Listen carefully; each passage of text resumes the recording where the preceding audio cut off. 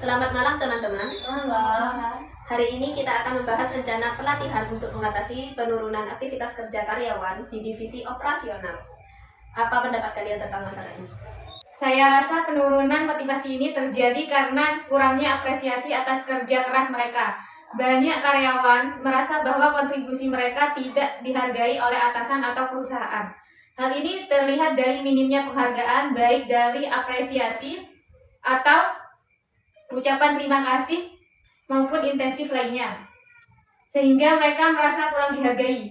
Saya juga pernah mendengar keluhan bahwa meskipun mereka bekerja keras untuk mencapai target, tidak ada perhatian khusus terhadap usaha yang telah mereka lakukan. Betul sekali.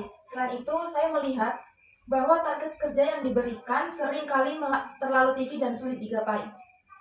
Tekanan untuk memenuhi target ini justru membuat mereka merasa stres, terutama jika tidak ada arahan atau dukungan yang memadai dari tim manajemen. Ditambah lagi, komunikasi antara atasan bawahan seringkali hanya searah, berupa perintah atau tuntutan. Akibatnya, banyak karyawan merasa tidak punya kesempatan untuk menyampaikan ide, saran, atau bahkan keluhan mereka. Dari pembahasan tadi, kita bisa menyimpulkan bahwa masalah utama yang menyebabkan penurunan motivasi karyawan adalah kurangnya apresiasi, beban kerja yang berat, dan komunikasi yang kurang efektif. Ini semua berdampak langsung pada semangat kerja mereka, bahkan bisa mempengaruhi produktivitas tim secara keseluruhan. Untuk itu, kita perlu mencari cara bagaimana pelatihan ini bisa membantu masalah-masalah tersebut dengan cara pendekatan yang tepat. Apa ide atau saran awal yang bisa kita pertimbangkan? Kita bisa fokus pada 3 hal utama, yaitu membangun motivasi, mengelola stres, dan meningkatkan komunikasi antara atasan dan bawahan. 3 aspek ini saling terkait dan saya rasa jika karyawan bisa memahami bagaimana cara menjaga motivasi, mengurangi stres, serta berkomunikasi dengan baik, mereka akan lebih nyaman dan dalam bekerja mereka merasa didukung oleh lingkungan juga. Setuju sekali. Sesi motivasi kita bisa mengundang pembicara yang memang ahli di bidang pengembangan diri. Mereka bisa memberikan inspirasi tentang pentingnya apresiasi diri sendiri dan bagaimana menemukan semangat kerja meskipun dalam situasi yang penuh tekanan. Kita juga bisa memasukkan elemen cerita atau kisah sukses yang relevan, sehingga peserta merasa lebih terhubung dengan materi yang disampaikan. Saya pikir sesi manajemen stres juga sangat penting. Banyak karyawan mengalami tekanan yang tidak hanya berasal dari pekerjaan, tetapi juga dari kehidupan pribadi mereka. Kita bisa mengajarkan teknik relaksasi sederhana yang bisa langsung diterapkan di tempat kerja, seperti latihan pernapasan, mindfulness, atau peregangan tubuh. Dengan teknik-teknik ini, mereka bisa lebih cepat pulih dari stres dan tetap produktif. Betul, selain itu, praktik komunikasi juga perlu diberikan perhatian khusus. Kita bisa mengadakan simulasi peran antara atasan dan bawahan, di mana masing-masing peserta mendapatkan kesempatan untuk memerankan kedua posisi tersebut. Ini bisa membantu mereka memahami perspektif satu sama lain dan meningkatkan kemampuan mereka dalam menyampaikan pesan dan dengan jelas dan sopan. Baik, jadi pelatihan ini akan berdiri dari 3 sesi utama: sesi motivasi untuk membangun semangat kerja, sesi manajemen stres untuk mengatasi tekanan, dan sesi praktik komunikasi untuk meningkatkan hubungan antara atasan dan bawahan. Ketiga sesi ini akan saling melengkapi untuk menciptakan perubahan positif di lingkungan kerja.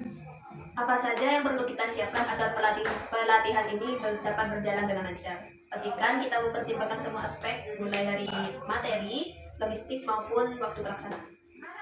Kita perlu membuat materi presentasi yang jelas dan menarik, serta video yang singkat menyoroti pentingnya apresiasi dalam pekerjaan dan bagaimana cara mengelola stres. Video ini bisa membantu peserta melihat gambaran langsung tentang bagaimana stres mempengaruhi kinerja dan cara menghadapinya dengan lebih baik. Selain itu, kita perlu memastikan semua materi disusun dengan urutan yang logis dan mudah dipahami. Selain itu, kita juga bisa menyiapkan lembar kerja untuk sesi simulasi komunikasi. Lembar kerja ini penting untuk memberi peserta panduan selama latihan komunikasi antara atasan dan bawahan. Mengenai logistik, kita sebaiknya mempersiapkan ruangan dengan fasilitas proyektor yang memadai, serta alat pendukung lainnya seperti papan tulis atau flip card jika diperlukan. Jika pelatihan dilakukan secara daring, kita juga harus memeriksa koneksi internet dan memastikan bahwa platform yang digunakan mendukung interaksi yang dibutuhkan. Saya pikir waktu pelatihan juga sangat penting. Kita harus memilih waktu yang tepat agar peserta bisa maksimal untuk berpartisipasi. Misalnya pelatihan bisa dijadwalkan di akhir bulan ketika beban kerja mereka biasanya tuh lebih ringan.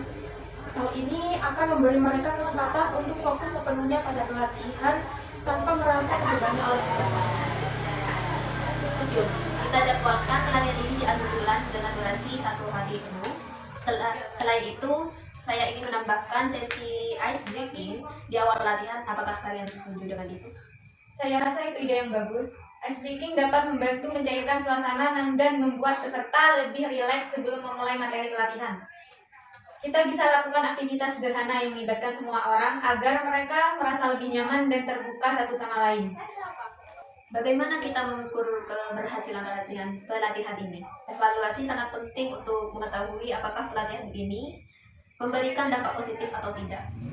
Saya ingin memastikan kita memiliki cara yang efektif untuk mengukur perubahan yang terjadi. Saya rasa cara yang paling langsung adalah dengan meminta peserta mengisi kuesioner sebelum dan setelah pelatihan. Hal ini akan membantu kita melihat perubahan dalam motivasi mereka, apakah mereka merasa lebih dihargai dan lebih termotivasi setelah mendapatkan materi pelatihan ini. Kuesioner juga bisa mencakup pertanyaan mengenai topik yang dibahas, seperti manajemen stres dan komunikasi. Dengan demikian, kita bisa mendapatkan gambaran yang lebih jelas tentang pemahaman mereka dan seberapa besar perubahan yang terjadi. Betul. Selain kuesioner, kita juga bisa mengevaluasi dampak pelatihan melalui pengamatan langsung di tempat kerja.